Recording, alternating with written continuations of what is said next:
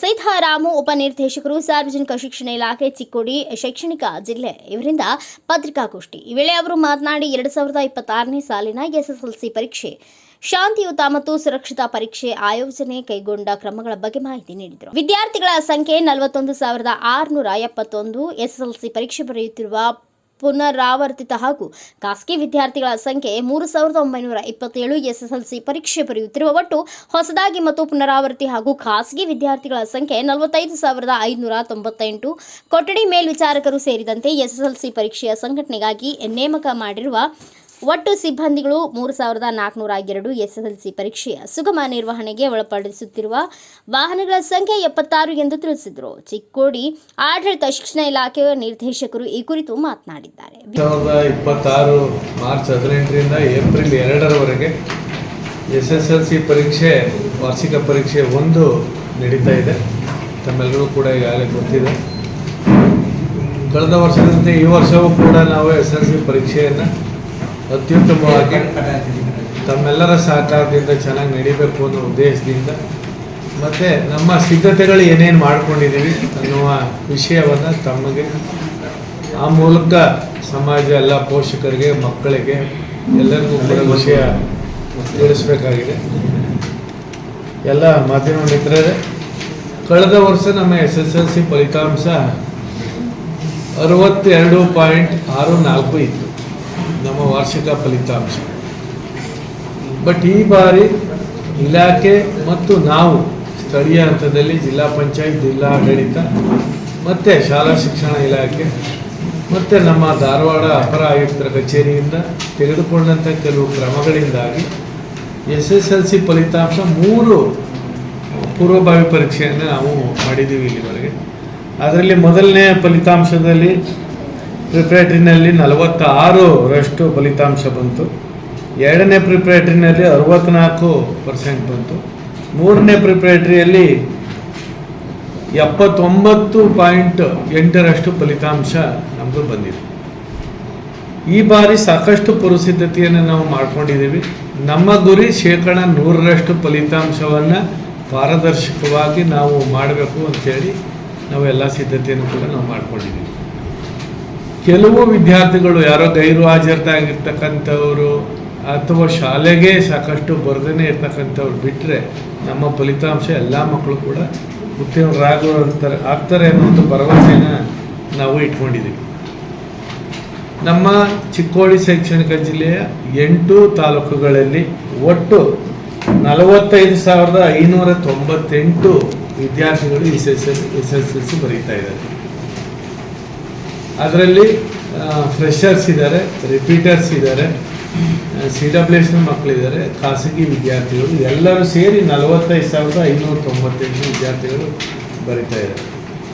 131 ಪರೀಕ್ಷಾ ಕೇಂದ್ರಗಳು ನಮ್ಮ ಜಿಲ್ಲೆಯಲ್ಲಿ ಸ್ಥಾಪನೆ ಆಗಿದ್ದಾವೆ. ಅಷ್ಟು ಪರೀಕ್ಷಾ ಕೇಂದ್ರಗಳಲ್ಲಿ ತಮ್ಮೆಲ್ಲರಿಗೂ ಗೊತ್ತಿರುವಂತೆ ಎಲ್ಲ ವ್ಯವಸ್ಥೆಗಳನ್ನು ಕೂಡ ನಾವು ಆಗಲೇ ಮಾಡಿದ್ದೇವೆ.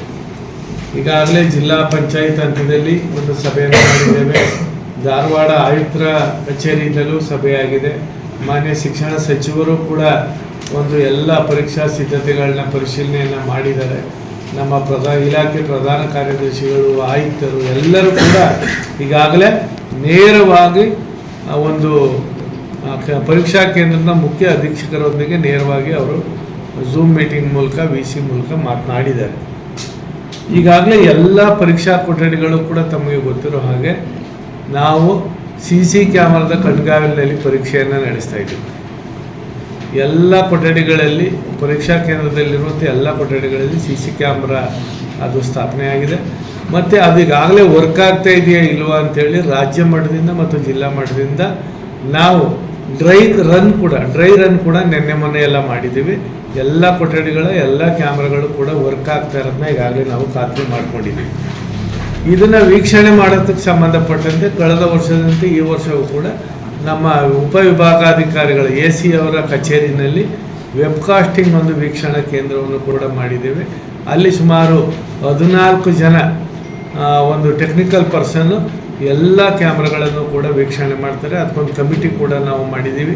ನಾವು ಎಲ್ಲರೂ ಕೂಡ ಕೇಂದ್ರದಲ್ಲಿ ಡೈರೆಕ್ಟರ್ ಪ್ರಾಂಶುಪಾಲರು ಎಲ್ಲ ವೀಕ್ಷಣೆ ಮಾಡಿ ಅದನ್ನು ನೋಡ್ತಾ ಇದ್ದೀವಿ. ಮತ್ತು ಜಿಲ್ಲಾ ಪಂಚಾಯತಿಂದ 4 ಒಂದು ಜಾಗೃತ ದಳವನ್ನು ನಮ್ಮ ಜಿಲ್ಲಾ ಹಂತದಿಂದ ಮಾಡಿದ್ದಾರೆ. ಅದು ನಮ್ಮ ಕಚೇರಿಯಿಂದಲೇ 3 ಒಂದು ಜಾಗೃತ ದಳ ಇದೆ. ಮತ್ತು ಅದಕ್ಕೆ ಅನುಗುಣವಾದಂತೆ PW ಎಕ್ಸಿಕ್ಯೂಟಿವ್ ಇಂಜಿನಿಯರು ಮತ್ತು ವಾಟರ್ ಸಪ್ಲೈ ಎಕ್ಸಿಕ್ಯೂಟಿವ್ ಇಂಜಿನಿಯರ್ ನೇತೃತ್ವದಲ್ಲಿ ಒಟ್ಟು 4 ಜಾಗೃತ ದಳವನ್ನು ಜಿಲ್ಲಾ ಪಂಚಾಯತಿಯಿಂದ ನಮಗೆ ನೇಮಿಸ್ಕೊಟ್ಟಿದ್ದಾರೆ. ಅದಲ್ಲದೆ ಪ್ರತಿ BEO ಕಚೇರಿ ಹಂತದಲ್ಲೂ ಕೂಡ ಪರೀಕ್ಷಾ ಕೇಂದ್ರಗಳಿಗೆ ಒಬ್ಬೊಬ್ಬ ಸಿಟ್ಟಿಂಗ್ ಸ್ಕ್ವಾಡನ್ನು ಕೂಡ ಮಾಡಿದ್ದಾರೆ. ಒಟ್ಟಲ್ಲಿ ಪರೀಕ್ಷಾ ಕೇಂದ್ರದಲ್ಲಿ ಮುಖ್ಯ ಅಧೀಕ್ಷಕರೊಬ್ಬರು ಇರ್ತಾರೆ, ಅದು ಎಂಟೈರ್ ಪರೀಕ್ಷೆಯ ಮೇಲ್ವಿಚಾರಣೆ. ಒಬ್ಬರು ಪೇಪರ್ ಕಸ್ಟೋಡಿಯನ್ ಇರ್ತಾರೆ, ಕ್ವಶನ್ ಪೇಪರು ಸರಿಯಾಗಿ ಬಂದಿದೆಯಾ, ಪ್ಯಾಕ್ ಸರಿಯಾಗಿ ಆಗಿದೆಯಾ, ಅದು ಎಷ್ಟೊತ್ತಿಗೆ ವಿತರಣೆ ಆಯಿತು, ಎಲ್ಲ ಕೊಠಡಿಗಳಿಗೂ ಸರಬರಾಜಾಗಿದೆಯಾ, ಏನಾದರೂ ವ್ಯತ್ಯಾಸವಾಗಿದೆಯಾ ನೋಡೋಕ್ಕೊಬ್ಬರು ಕಸ್ಟೋಡಿಯನ್ ಅಂತ ಮಾಡಿದ್ದಾರೆ. ಆಮೇಲೆ ಒಬ್ಬರು ಮೊಬೈಲ್ ಸ್ವಾಧೀನಾಧಿಕಾರಿ ಅಂತ ಒಬ್ರು ಇರ್ತಾರೆ. ಎಲ್ಲ ಮಕ್ಕಳುಗಳಿಂದಾಗಲಿ, ಮಕ್ಕಳುಗಳು ಮೊಬೈಲ್ ತರೋ ಹಾಗೇ ಇಲ್ಲ, ಟೀಚರ್ಸ್ಗಳು ಇನ್ ಕೇಸ್ ತಂದರೂ ಕೂಡ ಅವುಗಳನ್ನ ಸ್ವಾಧೀನಾಧಿಕಾರಿ ಅಂತ ಇಟ್ಕೊಳ್ಬೇಕು. ಈ ಚೀಫ್ ಸೂಪ್ರಿಡೆಂಟ್ರು ಮಾತ್ರ ಮೊಬೈಲ್ನ ಒಂದು ಇಟ್ಕೊಳ್ಬೋದು ಇಲಾಖೆ ಜೊತೆ ಸಂಪರ್ಕಕ್ಕೆ. ಇನ್ನು ಉಳಿದಂತೆ ಇನ್ಯಾರೂ ಕೂಡ ಮೊಬೈಲನ್ನು ಇಟ್ಕೊಳ್ಳುವಂಥದ್ದಿಲ್ಲ, ಮತ್ತು ಫೋಟೋನು ಕೂಡ ತೆಗೆಯೋಂಗಿಲ್ಲ ಅಂತೇಳಿ ಡೈರೆಕ್ಷನ್ ಕೊಟ್ಟಿದ್ದಾರೆ. ಮತ್ತು ಈಗಾಗಲೇ ನಾವು ಜಿಲ್ಲಾಧಿಕಾರಿಗಳಿಂದ 200 ಮೀಟ್ರ್ ವ್ಯಾಪ್ತಿಯ ಒಳಗಡೆ ಯಾವುದೇ ಒಂದು ನಿಷೇಧಿತ ಪ್ರದೇಶ ಅಂತ ಘೋಷಣೆ ಮಾಡಿದ್ದಾರೆ. ಯಾರೇ ಸಾರ್ವಜನಿಕರಾಗಲಿ ಅನಧಿಕೃತ ವ್ಯಕ್ತಿಗಳಾಗಲಿ ಅಲ್ಲಿ ಯಾರೂ ಓಡಾಡೋಂಗಿಲ್ಲ. ಪರೀಕ್ಷಾ ಕಾರ್ಯಕ್ಕೆ ನಿಯೋಜಿತರಾದಂಥ ವ್ಯಕ್ತಿಗಳು ಮಾತ್ರ ಅಲ್ಲಿ ಓಡಾಡಬೇಕು ಅನ್ನೋಂಥ ಒಂದು ವ್ಯವಸ್ಥೆ ಕೂಡ ಮಾಡಿದ್ದಾರೆ. ಈಗಾಗಲೇ ಪ್ರಶ್ನೆ ಪತ್ರಿಕೆಗಳು ಕೂಡ ಅವುಗಳನ್ನು ನಾವು ಖಜಾನೆಯಲ್ಲಿ ಭದ್ರವಾಗಿ ಲಕೋಟೆಯಲ್ಲಿ ಅದನ್ನು ಕಾಯ್ದಿರಿಸಿದ್ದೀವಿ. ಆಯಾ ತಾಲೂಕು ಖಜಾನೆಯಿಂದ ಪರೀಕ್ಷಾ ದಿನ ಬೆಳಗ್ಗೆ ಹೊತ್ತು ಅಲ್ಲಿಯ ಒಂದು ದೂರದ ಡಿಸ್ಟೆನ್ಸನ್ನ ನೋಡಿಕೊಂಡು 7 ಗಂಟೆ 7:15 ಒಳಗಡೆ ಎಲ್ಲ ಕ್ವಶನ್ ಪೇಪರ್ ಡಿಸ್ಪರ್ಸ್ ಆಗ್ತದೆ. ಅದು 10:15ರಿಂದ ಪರೀಕ್ಷೆ ಪ್ರಾರಂಭ ಆಗ್ತದೆ. ಅದಕ್ಕೆ ವೇಳಾಪಟ್ಟಿನೂ ಕೂಡ ನಿಮಗೆ ಯಾವ್ಯಾವತ್ತು ಯಾವ ಸಬ್ಜೆಕ್ಟ್ ಇದೆ ಅನ್ನೋದನ್ನು ಕೂಡ ನಾನು ತಮಗೆ ಈಗ ಕೊಡ್ತೇನೆ. ಜೊತೆಗೆ ಪೊಲೀಸ್ ಬಂದೋಬಸ್ತ್ಗಾಗಿ ಈಗಾಗಲೇ SP ಅವ್ರಿಗೆ ನಾವು ಲೆಟ್ರ್ ಬರೆದಿದ್ದೀವಿ. ಅವರು ಕೂಡ ಎಲ್ಲ ಪೊಲೀಸ್ ಇಲಾಖೆ ಸಿಬ್ಬಂದಿಗಳಿಗೆ ಹೇಳಿದ್ದಾರೆ. ಆಯಾ ತಾಲೂಕಿನ BEO ಅವರು, treasury officer, taluk panchayat EO, tahsildar ಇವರ ಒಂದು ನೇತೃತ್ವದಲ್ಲಿ ಪೊಲೀಸ್ ಇಲಾಖೆ, KSRTC ಇಲಾಖೆ ಮತ್ತು ವಿದ್ಯುತ್ ಶಕ್ತಿ ಇಲಾಖೆ ಇಷ್ಟು ಇಲಾಖೆ ಜೊತೆ ಈಗಾಗಲೇ ಒಂದು ಸಭೆನೂ ಕೂಡ ಮಾಡ್ಕೊಂಡಿದ್ದಾರೆ. ನಾವು ರೂಟ್ ಮ್ಯಾಪ್ ಮಾಡಿಬಿಟ್ಟು ಎಲ್ಲ KSRTC ಡಿಪಾರ್ಟ್ಮೆಂಟ್ಗೂ ಕೂಡ ಕೊಟ್ಟಿದ್ದೀವಿ. ಎಲ್ಲೆಲ್ಲಿಂದ ಎಷ್ಟು ಮಕ್ಕಳುಗಳು ಬರ್ತಾರೆ, ಎಲ್ಲಿ ಬಸ್ಸನ್ನು ಸ್ಟಾಪ್ ಮಾಡಬೇಕಾಗ್ತದೆ ಅಂಥೇಳಿ ಈಗಾಗಲೇ ಎಲ್ಲ ಚೀಫ್ ಸೂಪ್ರಿಡೆಂಟ್ಗಳಿಗೂ ಹೇಳಿದ್ದೀವಿ, KSRTC ಸಿಬ್ಬಂದಿಗೂ ಹೇಳಿದ್ದೀವಿ. ಯಾವುದೇ ಮಕ್ಕಳುಗಳು ಕೂಡ ಪರೀಕ್ಷಾ ಒಂದು ನಿಗದಿತ ಸಮಯಕ್ಕೆ ಹಾಜರಾಗಲು ತೊಂದರೆ ಆಗಬಾರ್ದು ಅಂತೇಳಿ. ಮತ್ತು ಈಗಾಗಲೇ ಇಲಾಖೆ ಡೈರೆಕ್ಷನ್ ಕೊಟ್ಟಿದೆ. ಅಡ್ಮಿಷನ್ ಟಿಕೆಟ್ ಈಗಾಗಲೇ ಇವತ್ತೆಲ್ಲ ಬಂದು ಎಲ್ಲ ಮಕ್ಕಳಿಗೆ ವಿತರಣೆ ಆಗಿದೆ. ಅಡ್ಮಿಷನ್ ಟಿಕೆಟ್ ತೊಗೊಂಡ್ರೆ ಅವರು ಉಚಿತವಾಗಿ ಅವರು PUC ಅವರಾಗಲಿ SSLC ಅವರಾಗಲಿ ಆ ಮಕ್ಕಳುಗಳು ಅಡ್ಮಿಷನ್ ಟಿಕೆಟ್ ತೋರಿಸಿದ್ರೆ ಪರೀಕ್ಷೆಗೆ ಅವರು ಫ್ರೀಯಾಗಿ ಕರ್ಕೊಂಡು ಹೋಗಬೇಕು ಅಂತೇಳಿ. ಇನ್ ಕೇಸ್ ಯಾವುದೇ ಮಗು ಅಡ್ಮಿಷನ್ ಟಿಕೆಟ್ ಏನೋ ಬೈ ಚಾನ್ಸ್ ಮಿಸ್ ಆಯಿತು ಅಂತ ಅಂದರೂ ಕೂಡ ಏನು ಯೋಚನೆ ಮಾಡೋವಾಗಿಲ್ಲ, ಅದು ಆನ್ಲೈನಲ್ಲಿ ಇರ್ತದೆ. ನಾವು ಸೆಂಟ್ರ್ನಲ್ಲಾದರೂ ಅಡ್ಮಿಷನ್ ಟಿಕೆಟನ್ನು ಒಂದು 2 ಪರೀಕ್ಷೆ ಬರೆಯೋಕ್ಕೇನೂ ತೊಂದರೆ ಆಗಲ್ಲ. ಮತ್ತು ಪರೀಕ್ಷಾ ಕೇಂದ್ರದಲ್ಲಿ ಮಕ್ಕಳುಗಳಿಗೆ ಹೇಗೆ ಬರಬೇಕು, ಬೆಳಗ್ಗೆ ಹೊತ್ತು ಏನು ತಿನ್ನಬೇಕು, ಹೇಗೆ ಎಷ್ಟೊತ್ತಿಗೆ ಸಮಯಕ್ಕೆ ಹಾಜರಾಗಬೇಕು, ಆರೋಗ್ಯದ ಬಗ್ಗೆ ಕಾಳಜಿ ವಹಿಸೋದ್ರ ಬಗ್ಗೆ ಈಗಾಗಲೇ ನಾವು ಶಾಲಾ ಹಂತದಲ್ಲಿ ಅವ್ರಿಗೆ ತರಬೇತಿ ಕೊಟ್ಟಿದ್ದೀವಿ. ಆದರೂ ಕೂಡ ಏನಾದ್ರು ಭಯ ನಿವಾರಣೆಗೋಸ್ಕರನೂ ಕೂಡ ಸಾಕಷ್ಟು ನಾವು ಈಗಾಗಲೇ VC ಮೂಲಕ ಎಲ್ಲ ತಿಳಿಸಿದ್ದೀವಿ. ಹಾಗೂ ಏನಾದ್ರು ತೊಂದರೆ ಆಯಿತು ಅಂದರೂ ಸಣ್ಣ ಪುಟ್ಟ ಒಂದು ಏನು ಮೆಡಿಸಿನ್ಸ್ ತುರ್ತು ಅವಶ್ಯಕತೆ ಇರ್ತದೆ, ಅದನ್ನು ಒಂದು ಯಾರು ನಮ್ಮ ಆಶಾ ಕಾರ್ಯಕರ್ತರಿದ್ದಾರೆ ಅವ್ರು ಪ್ರತಿ ಸೆಂಟರ್ಗಳಲ್ಲೂ ಕೂಡ ಒಬ್ಬೊಬ್ಬರು ಆಶಾ ಕಾರ್ಯಕರ್ತರು ಇರ್ತಾರೆ. ಅವರು ಕನಿಷ್ಠ ಮೆಡಿಕಲ್ ಫೆಸಿಲಿಟೀಸ್ ಜೊತೆ ಅಲ್ಲಿ ಇರ್ತಾರೆ. ಮತ್ತು ಅಂಗನವಾಡಿ ಟೀಚರು ಕೂಡ ಅವ್ರ ಜೊತೆಗೆ ಇರ್ತಾರೆ. ಮತ್ತು ಅಲ್ಲಿ ಪರೀಕ್ಷಾ ಸಮಯದಲ್ಲಿ ಯಾವುದೇ ವಿದ್ಯುತ್ ವ್ಯತ್ಯಯ ಆಗಬಾರ್ದು ಅಂತೇಳಿ ಈಗಾಗಲೇ ಅವ್ರ ಜೊತೆನೂ ಕೂಡ DC ಅವರು ಒಂದು ಮೀಟಿಂಗ್ ಮಾಡಿ ಹೇಳಿದ್ದಾರೆ.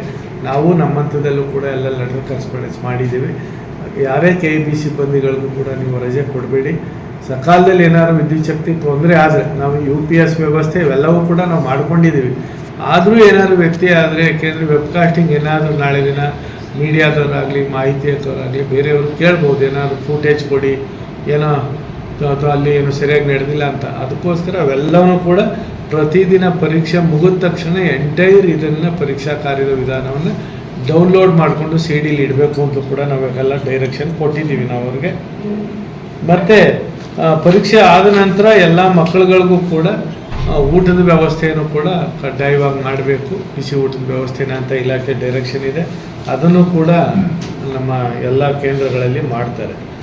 ನಮ್ಮಲ್ಲಿ ಒಟ್ಟು 621 ಶಾಲೆಗಳಿದೆ SSLC ಅನ್ನು ಹೊಂದಿರತಕ್ಕಂಥ ತರಗತಿ ಹೊಂದಿರೋ. ಅದರಲ್ಲಿ ಸರ್ಕಾರಿ 240 ಇದೆ, ಅನುದಾನಿತ 152 ಇದೆ, ಅನುದಾನ ರಹಿತ 229 ಇದೆ.